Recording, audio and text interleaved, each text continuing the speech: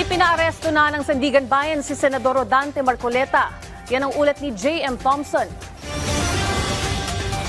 Ako ay hindi magtatago, haharapin ko ang batas, ang asunto, sang-ayon sa pagkakaintindi ko sa mga batas natin. Kaya kailangan pong dumaan ang proseso.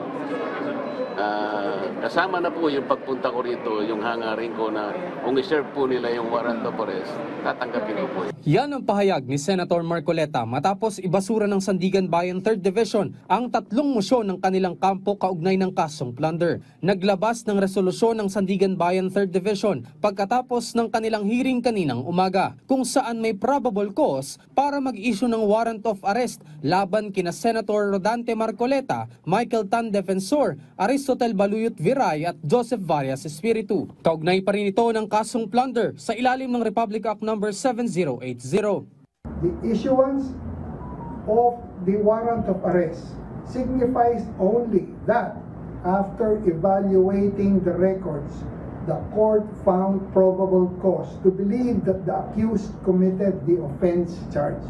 Hindi pa guilty yan. All the accused continue to enjoy the constitutional presumption of innocence until their guilt is proven beyond reasonable doubt. Dumating din sa Sandigan Bayan sina Secretary John Vic Remulla at PNP Chief Jose Melencio Nartates Jr. kaugnay ng pag-issue ng arrest warrant sa senador. Iginagalang naman anya ni Senator Marcoleta ang naging desisyon ng Sandigan Bayan at nagtitiwala ito sa proseso. Igalang natin yon. Kaya meron naman kaming motion to quash, pinagbigyan naman yon. At alam ko naman yon ay bibigyang daan pa rin. Ibig sabihin, ipoproseso pa rin ang aming motion. Siyempre kami naman, meron kaming ibang pananaw doon sa asuntong ipinahal sa amin. So ang aking mga abogado ay gumawa rin ng paraan para sa ganon, ay counter naman yung asunto. Yun ang ibig sabihin ng motion to quash. Samantala, matapos arestuhin si Senator Marcoleta ay inaresto na rin sina dating Congressman Mike Defensor at negosyanteng si Joseph Espiritu na siyang dumating din sa Sandigan Bayan para sa return of warrant.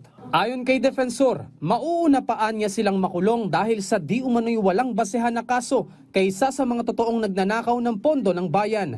Giit ni Defensor na hindi sila susuko para makamit ang transparency, accountability at justice. Matapos ang return of warrant ni Mike Defensor at Joseph Espiritu dito sa Sandigan Bayan 3rd Division, dumiretso ang kapwa-akusado sa Quezon City Jail sa Payatas para pansamantalang idetena habang gumugulong ang kanilang kaso. Habang si Senator Marcoleta naman ay kasalukuyang nananatili sa PNP General Hospital. Bagamat walang kasiguraduhan kung kailan siya mabibigyan ng medical clearance, isa lang ang sigurado. Sa Quezon City Jail din ang kanyang diretso. Mula rito sa Sandigan Bayan, J.M. Thompson para sa Bayan.